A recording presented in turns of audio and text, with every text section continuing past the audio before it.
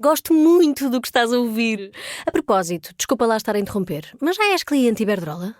Como não? Então tens de ouvir antes isto. Quem fica na Iberdrola ganha mais. Descontos, vantagens, ofertas e só por aderir ganha 100 euros. Se a poupança e a energia verde também são música para os teus ouvidos, liga 800 500 500. Iberdrola. São 2 horas.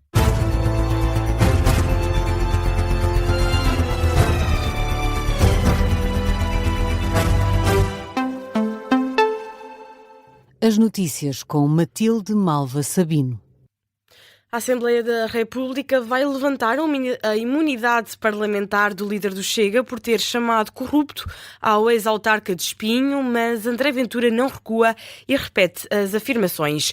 Os deputados têm um estatuto especial, mas quando a imunidade parlamentar é levantada, podem responder em tribunal. O Ministério Público tinha pedido o levantamento da imunidade para que André Ventura fosse constituído arguido, posteriormente ouvido perante os juízes.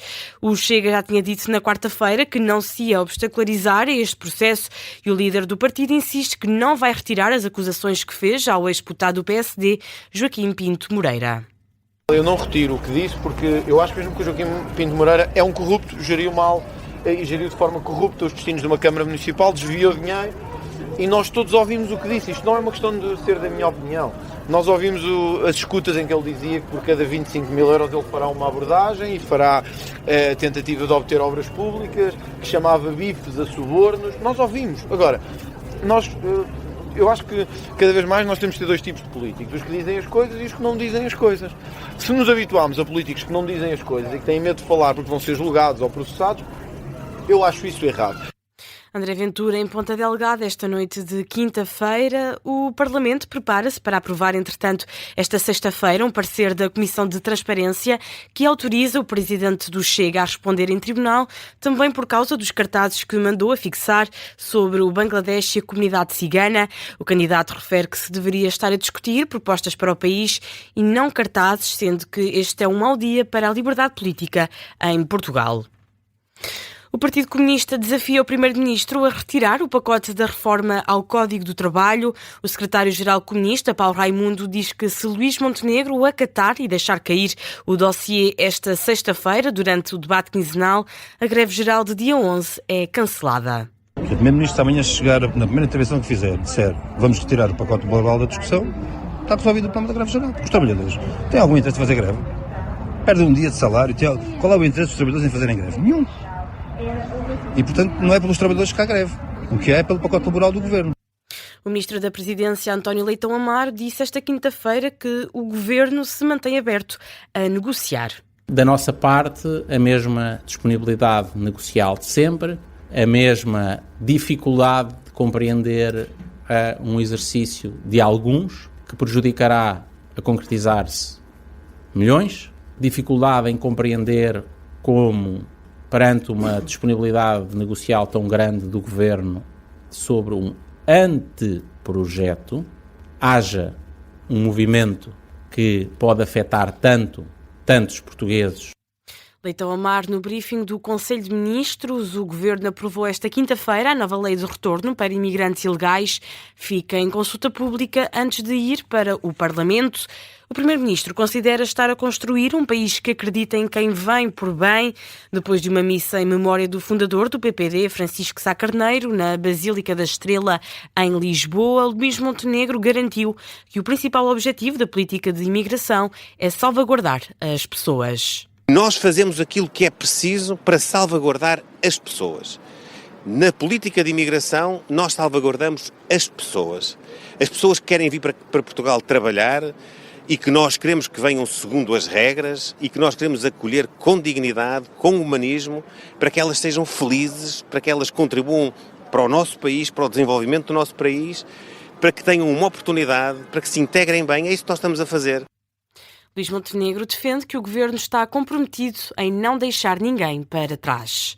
Seguimos com a corrida a Belém. Luís Marques Mendes não quer ser um Presidente da República como a Rainha de Inglaterra. A comparação foi feita pelo próprio candidato esta quinta-feira, durante um jantar com apoiantes em Monção, no distrito de Viana do Castelo. Num registro captado pela RTP Notícias, Marques Mendes afirma que quer ser um chefe de Estado proativo e com ação. Serei um Presidente proativo. interventivo, com ação. Nunca uma rainha de Inglaterra. Não há que ter nada contra a rainha de Inglaterra, ou se quisermos hoje contra o rei de Inglaterra.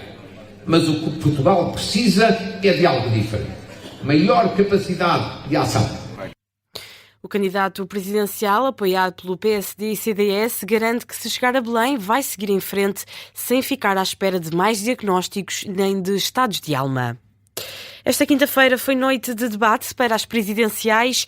A Operação Influencer fez com que Catarina Martins e João Coutinho de Figueiredo tenham pedido contas à Justiça na sequência das escutas em que foi ouvido o antigo primeiro-ministro António Costa. Foi um dos poucos momentos de concordância entre os dois candidatos no debate desta quinta-feira. Catarina Martins considera que a Procuradoria-Geral da República deve explicações ao país. O Procurador-Geral da República deve explicações ao país. Este caso é um caso muito grave, não é o único, ou seja, eu acho que causa o natural alarme por estar em causa um ex-primeiro-ministro e por estar em causa um processo que até determinou de alguma forma a queda de um governo e, portanto, as pessoas estão mais atentas, mas a verdade é que nós temos vindo a ter sucessivos casos gravíssimos na justiça portuguesa. O candidato liberal subscreve as palavras de Catarina Martins e defende que a Justiça deve provar que se mantém afastada de interesses corporativos. Não só neste caso, em muitos outros já devia ter vindo a público esclarecer porque é que determinados processos têm o desenrolar que têm ou determinados métodos de obtenção de provas são utilizados em excesso. Tudo isso carece de explicação e eu devo dizer que a única solução não é ter o poder político em interferir mais no... Eu acho que não. Eu rejeito completamente esse modelo. Mas da mesma maneira que a Justiça não se pode envolver na política, estamos a dizer que a política não se deve envolver na Justiça. Mas para isso a Justiça tem que dar provas que é capaz de se regular a si própria sem interesses corporativos. Foi um dos poucos pontos de concordância entre os dois candidatos neste debate. Mais acesa foi a discussão sobre a defesa nacional e o papel de Portugal na NATO. Catarina Martins considera que o aumento do investimento na defesa é um desperdício que podia ser investido noutros setores da economia portuguesa. Fazer compras de armamento que permeiam indústrias do armamento francesas e alemãs que têm ganho muito com as decisões que são tomadas e que nem por isso colocam os países mais seguros. E ainda por cima gastando recursos que o nosso país precisa e como precisa para áreas fundamentais da nossa soberania. Uma coisa tão básica como o acesso à habitação, eu acho que é absolutamente desproporcionado, desequilibrado e, sobretudo, sem estratégia, gastar este investimento para fazer vontades que não correspondem a uma avaliação das necessidades reais do nosso país. Já João Coutinho de Figueiredo acusa Catarina Martins de estar a fugir ao posicionamento do Bloco em relação à NATO. Catarina Martins está aqui a tentar disfarçar o incómodo que toda esta questão lhe causa. Não me causa incómodo nenhum. Causa, porque há 2 dias, numa entrevista, declarava que, por si, Portugal estaria fora da NATO. Suponho que, porque parece de elementar bom senso, é que Portugal está, ao mesmo tempo que está a fazer esse investimento, a integrar-se noutras cadeias de abastecimento de produção de equipamento militar ou de utilização militar.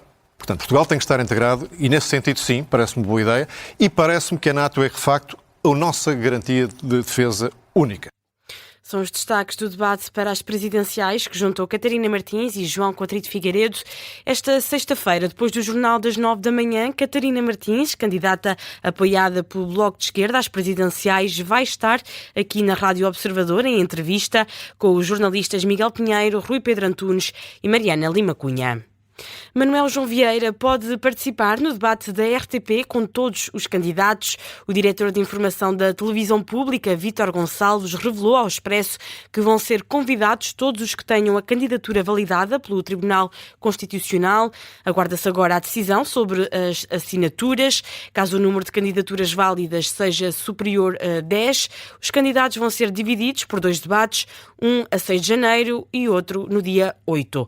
Até ao momento, apenas Manuel João Vieira, João Coutinho de Figueiredo, António Filipe e Humberto Correia entregaram as assinaturas necessárias no Palácio Raton, em Lisboa. São precisas pelo menos 7.500 assinaturas.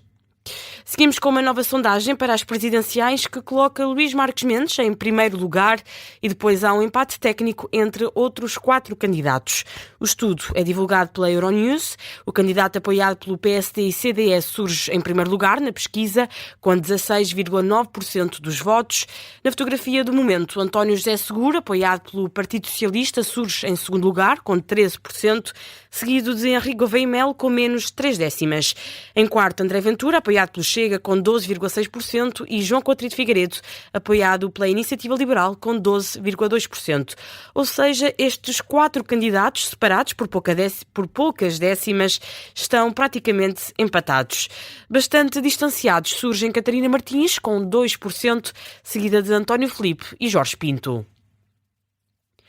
No desporto, na Final Four da Taça da Liga, o Porto foi eliminado pelo Vitória. Os Dragões perderam em casa por 3-1.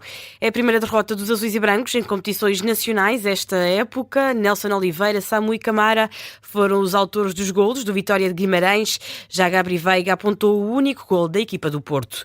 O treinador dos Dragões, Francesco Farioli, admite que a equipa teve muitos erros durante o jogo. Acho que fizemos de tudo, pelo bem e pelo mal. Não são os resultados que esperávamos. Tentámos de tudo para voltar ao jogo, mas tivemos muitos erros. Temos de mudar de página no jogo de domingo. Já o treinador do Vitória, Luís Pinto, fala numa equipa que demonstrou capacidade e maturidade frente ao 11 do Porto.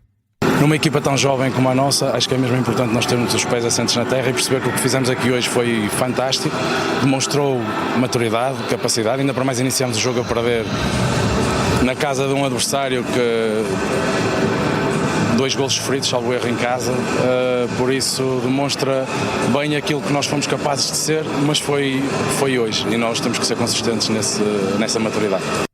Luís Pinto, treinador do Vitória de Guimarães, depois de vencer o Futebol Clube do Porto no Estádio do Dragão. A equipa segue assim para as meias finais da Taça da Liga, tem encontro marcado com o Sporting na Final Four em Leiria. Na atualidade internacional, a Ucrânia recusa um apaziguamento com a Rússia, diz que quer paz verdadeira. O ministro dos Negócios Estrangeiros ucraniano compara a situação atual no país com a entrega de terras à Alemanha pelos aliados para tentar parar as ambições territoriais de Adolf Hitler. O ministro ucraniano afirma que a Europa teve demasiados acordos de paz injustos no passado. Todos eles apenas conduziram a novas catástrofes. Vladimir Putin garante que o Donbass vai fazer parte da Rússia, mesmo que seja à força. O presidente russo avisa que as tropas ucranianas têm de se retirar dessa região do leste, quer queira, quer não. São declarações captadas pelo canal indiano India Today numa visita oficial de Putin a Nova Delhi. No Médio Oriente, uma mulher palestiniana morreu e várias pessoas ficaram feridas num ataque israelita à cidade de Gaza. É a mais recente violação do cessar-fogo mediado pelos Estados Unidos, é uma notícia de Al Jazeera. Fontes médicas revelaram que os soldados dispararam contra casas no bairro de Al-Tufá. O exército de Israel confirmou um morto, alega que cruzou a linha de marcação do cessar-fogo. Notícia de fecho deste jornal. A informação regressa às 2h30. Até já.